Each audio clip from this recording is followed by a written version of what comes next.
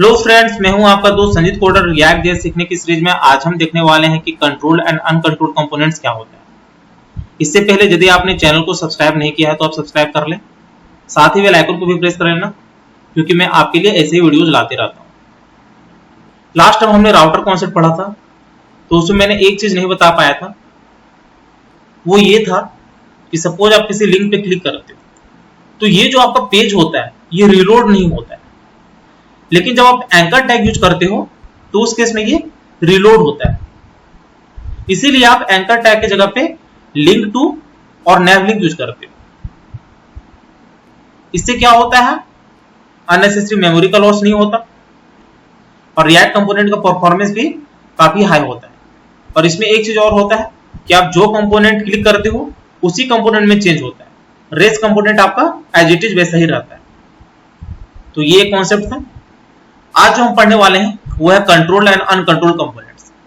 देखिए, controlled and uncontrolled components का जो बेस्ट एग्जांपल दिया जाता है वो है आपका फॉर्म एलिमेंट्स। जब भी आप एक फॉर्म बनाते हो तो फॉर्म में आप नंबर ऑफ एलिमेंट्स यूज करते हो। फॉर एग्जांपल के लिए सपोज आपने एक इनपुट फील्ड लिया, तो इनपुट फील्ड में सपोज आप कुछ इवेंट हैंडल करना चाह रहे हो। इवेंट हैंडल करने का क्या मतलब कि जब भी आप कुछ इनपुट फील्ड में एंटर करो तो आपको कुछ स्टेट चेंज हो, वो हम एग्जांपल से भी समझेंगे। तो इस केस में जो आपका फॉर्म हैंडल होता है वो रिएक्ट कंपोनेंट के द्वारा खुद हैंडल किया जाता है, लेकिन अनकंट्रोल्ड कंपोनेंट जो होता है उसमें डोम के द्वारा जो भी आप चेंजेस करते हो वो हैंडल किया जाता है।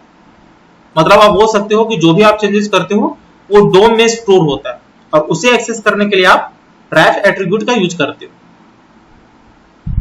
तो हम एग्जांपल देख लेते हैं। तो उसके लिए जो भी हमने लास्ट टाइम काम किया है उसे रिमूव कर लेते हैं। तो ये यहां से हम लोग हटा लेते हैं, ये हमारे काम का नहीं है। आप अलग से बैकअप ले लेना इसका। यहां से भी इसको रिमूव कर लिया कंप्लीटली, इससे भी यहां से रिमूव कर लिया। ये हो गया हमारा। अब यहां पे हम क्या करते हैं, एक स्टेट बनाते हैं। तो यहां पे कंस्ट्रक्टर लिया, कंस्ट्रक्टर में आप सुपर कीवर्ड देते हो तो सुपर लिया। उसके बाद आपको एक स्टेट बनाना है, तो this dot state equals to, यहां पे हम रख लेते हैं नेम नल। ये हो गया। इसके बाद हम क्या करने वाले हैं, एक फंक्शन बनाने वाले हैं। तो हमारा जो फंक्शन नेम रहेगा वो नेम चेंज हैंडलर रहेगा। यहां पे नेम चेंज हैंडलर लिख लिया। एरो फंक्शन ले लेते हैं और यहां पे हम स्टेट को चेंज करने वाले हैं। तो दिस डॉट सेट स्टेट और यहां पे हम कर देंगे नेम, और ये जो चेंज होगा वो इनपुट फील्ड के साथ होगा। तो उस केस में यहां पे एक पैरामीटर पास करना पड़ेगा। ये हमने देखा जब हमने फॉर्म हैंडलिंग पढ़ा था। तो यहां पे हम इवेंट ले लेते हैं और वही यहां पे पास कर लेते हैं event dot target dot value. मतलब जो भी आपके इनपुट फील्ड में चेंज होगा वो नेम पे बाउंड होते रहेगा। अब यहां पे एक इनपुट फील्ड बना लेते हैं। तो इनपुट टाइप,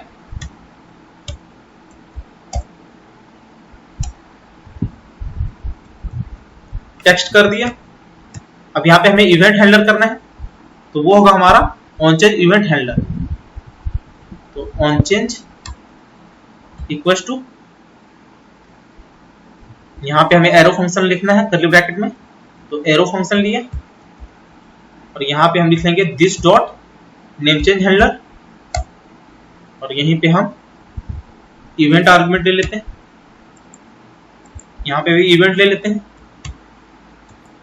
ये हो गया हमारा।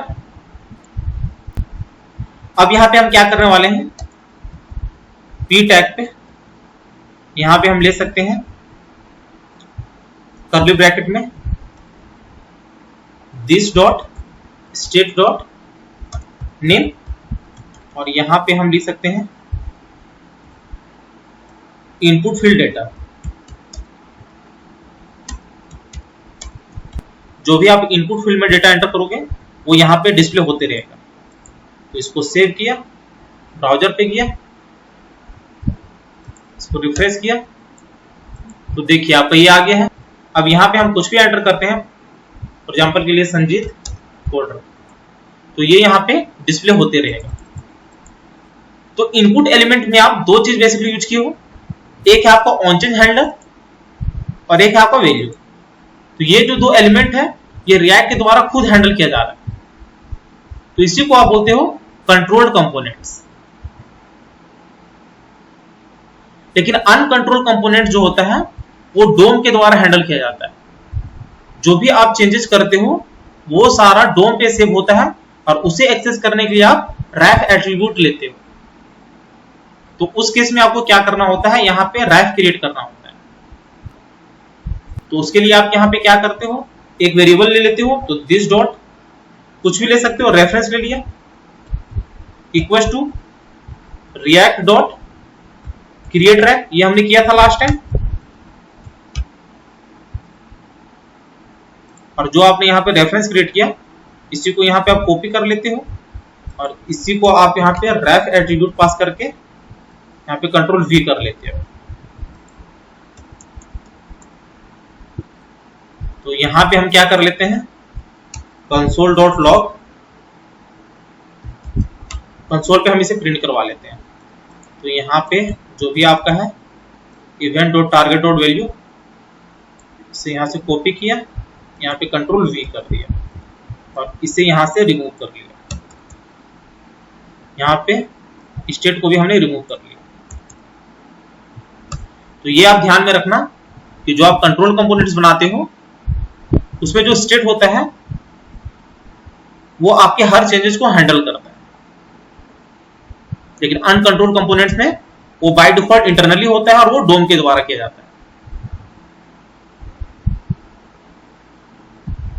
यहां से भी इसको रिमूव कर लेते हैं और यहां पे आप ले सकते हो अनकंट्रोल्ड कंपोनेंट्स।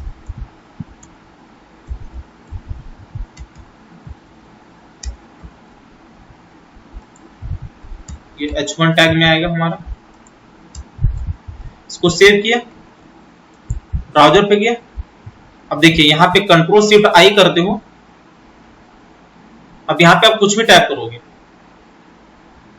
तो ये आपका यहाँ पे रिफ्लेक्ट होता रहेगा। तो ये आपका एग्जांपल होता है अनकंट्रोल कंपोनेंट्स जो बेसिकली डोम के द्वारा हैंडल किया जाता है और उसे एक्सेस करने के लिए आप रैप एट्रीब्यूट यूज करते हो। तो उम्मीद है आपको कंट्रोल एंड अनकंट्रोल कंपोनेंट समझ में जरूर आया होगा। यदि वीडियो अच्छी लगी होगी तो चैनल को शेयर और सब्सक्राइब जरूर करें, साथ ही बेल आइकन को भी प्रेस कर लेना ताकि जैसे मैं एक नया वीडियो अपलोड करूं उसकी नोटिफिकेशन आपको तुरंत मिल जाए। Thank you, happy learning.